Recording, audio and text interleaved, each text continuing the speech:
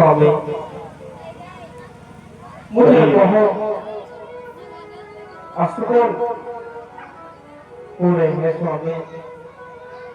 आपको महलों में बैठ करके असुकून हो रहा है? हाँ स्वामी। स्वामी मेरे को एक छोटा सा बालक सारी लंका को तहस-नहस कर गया और मेरे बेटे अक्षय कुमार को मार दिया स्वामी। प्रभु का सारी सेना समुद्र के उस पार आ चुकी है। हे नाथ सिंधु के उस तट पर आ गया तट रघुराई का। हे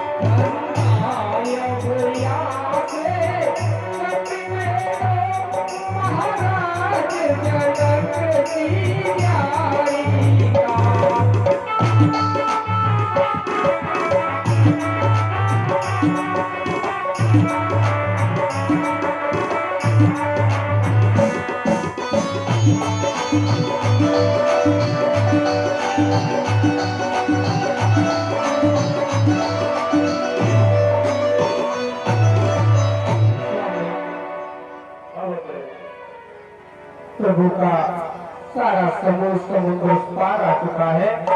प्रभु मुझे बहुत डर लग रहा है। कहो स्वामी। आप बता रही उससे पहले मुझे पता।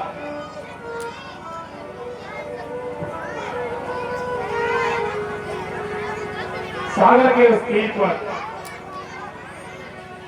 बानर और भालुओं की सेना लेकर के तब से आगे समुद्र के उस तक तो कुछ भी हो सकता है, लेकिन समुद्र पार करके लंका में प्रवेश करना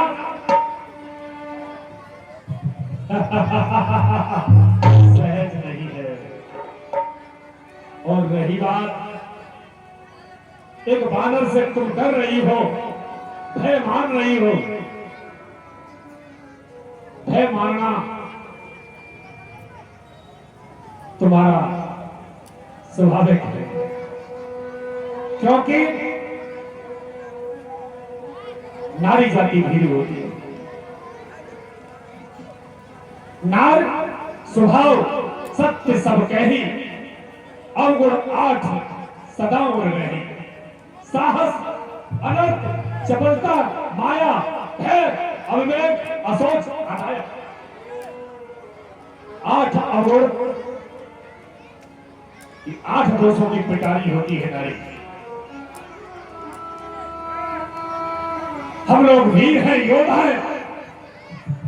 युद्ध करना, जय पराजय, ये हमारा कर्तव्य है। स्वामी आप भय की बात कर रहे हो, मुझे नाम भय नहीं लगता है, मुझे किसी का भय नहीं लगता है, क्योंकि मैं त्रिलोक विजेता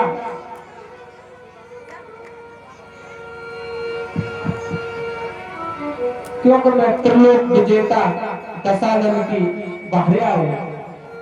अवश्य स्वामी इसलिए आपसे विनय कर रही हूँ, सीता जी को श्री रघुवर जी के पास सम्मान सहित पहुंचा दो। मंदोदरी 7 फेरों में बंध करके तुम मेरी अर्धांगिनी बन करके आई हो। हर पति का कर्तव्य होता है अपनी धर्म पत्नी की बात को मानना, और आज तक मैं मानता आया हूं, जीवन पर्यंत मानता रहूंगा। हर बात मानूंगा, किंतु सीता के बारे में एक शब्द भी कहा कदाचित स्वीकार नहीं होगा।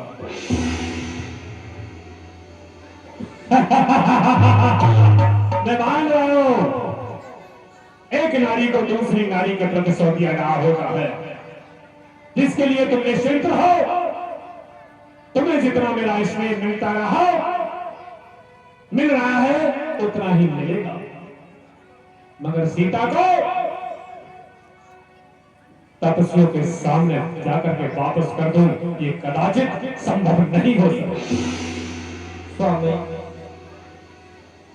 जब से आप इस लंका में सीता का हरण करके लाए हो, तब से ना आपके इस मन में शांति नहीं दिखती। पहले की तरह आपके मन में शांति नहीं है ना। शांति कैसे होगी? स्वामी, जिस पुरुष के अंदर नारी चिंतन होगा तो शांति हो ही नहीं सकती है। जिस दिन से सीता लंका में आई है उस दिन से हमेशा उसका चिंतन मेरे हृदय में चल रहा है, तो शांति कैसे मिल पाएगी बताओ? स्वामी, हर प्राणी के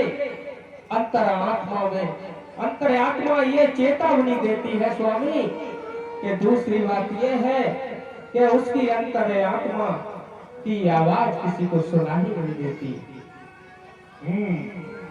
कहना क्या चाहते हो? इसलिए नाथ कह रही हूँ आपसे कि सीता जी को उनके पास संबल से पहुंचा दो, फिर वही बात, क्योंकि इस लंका का विनाश हो जाएगा। नाथ, मेरी बात मान लो। सीता को वापस न किया तो विनाश हो जाए। स्वामी, मुझे बहुत डर लग रहा है। जब नाथ में पूजा करने बैठती हूँ तो नाथ मेरा पूजा में मन नहीं लगता है, मुझे अस्मरण होते हैं। और स्वामी, जब मैं वेद पाठों का मंत्र करती हूँ तो मैं वेद मंत्रों को भूल जाती हूँ। से भूल जाओगे।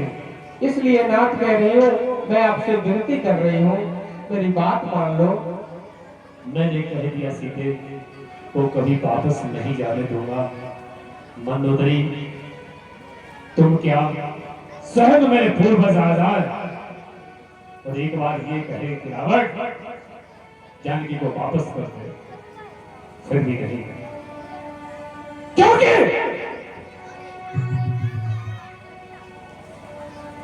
मैं इतना कामों को नहीं कि किसी नारी के प्रति आ सकते हो, लेकिन प्रस्थ वंश का यह स्वाभिमान है, हमारी भी कोई प्रतिष्ठा है, हमारा भी कोई सम्मान है। मेरी बहन को विरुद्ध किया, मुझे चुनौती दी, अयोध्या के 2 तपस्वियों के द्वारा मुझे चुनौती मिली। मैंने उस चुनौती को सीता हरण के रूप में स्वीकार किया है। अब ये युद्ध, ये लड़ाई सूर्यवंश और पुलस्त वंश के बीच की लड़ाई है। एक नारी की नहीं है। अगर मैं कामी होता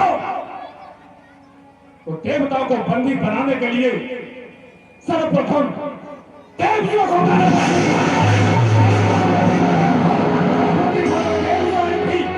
मैं चाहता हूं हर किसी देवी के साथ में काम भावना रखता। ये क्या साक्षी है कि रावण कामी नहीं, रावण नामी है, अपने नाम के लिए कुछ भी कर सकता है। मैं शीश झुका नहीं सकता, शीश कटा सकता हूं, लेकिन सीता को वापस नहीं।